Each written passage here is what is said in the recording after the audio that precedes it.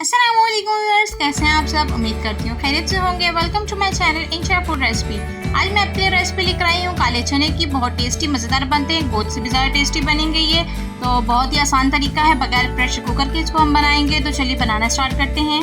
तो सबसे पहले हम काले चने ले लेंगे। काले चने मैंने लिए तकरीबन 250 ग्राम है। इसको रात में मैंने भिगो दिए थे। आप चाहें तो इसको सुबह में भी भिगो सकते हैं, तो शाम में बन जाएगा। तकरीबन इसको भीगने के लिए 6 से 7 घंटे चाहिए होते हैं, तो ये अच्छी तरीके से भीग जाते हैं। तो मैंने 250 ग्राम चने लिए हैं। इसके अंदर हम शामिल करेंगे एक बड़ा साइज़ का प्याज, उसको बारीक बारीक काट लेंगे।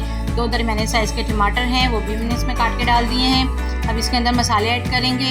तो 1/2 चम्मच मैंने सफ़ेद ज़ीरा लिया है, 1 चम्मच बड़ा पिसा हुआ धनिया, आधा चम्मच हल्दी, 1 चम्मच कुटी मिर्चें, 1 चम्मच पिसी लाल मिर्चें, 1/4 चम्मच काली मिर्च पिसी हुई और 1 चम्मच नमक है और 1/4 चम्मच मैंने मीठा सोडा लिया है। ये सब चीज़ें इसमें शामिल कर देंगे। सोडा हमने इसलिए शामिल किया है कि चने हमारे जल्दी से और अच्छे तरीके से गल जाएंगे।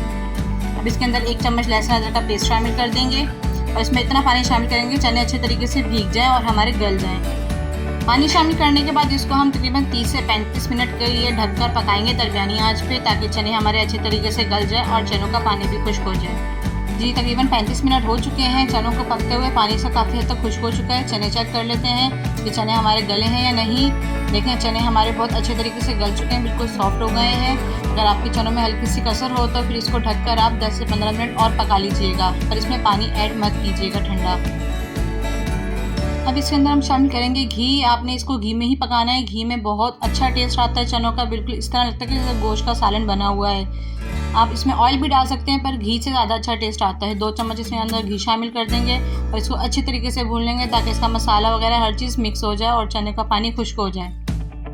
चने हमारे अच्छे तरीके से भुन चुके हैं, चनों का पानी खुश्क हो गया है बिल्कुल ही। देखिए मसाले ने घी भी छोड़ दिया है। अब इसके अंदर हम शामिल कर देंगे 1 चम्मच सूखी हुई मेथी, जिसे हम कसूरी मेथी भी कहते हैं। वो शामिल करके इसको थोड़ा सा और भून लेंगे, ताकि इसमें से बहुत अच्छी सी खुशबू आने लग जाए, उसका टेस्ट भी बहुत अच्छा हो जाएगा।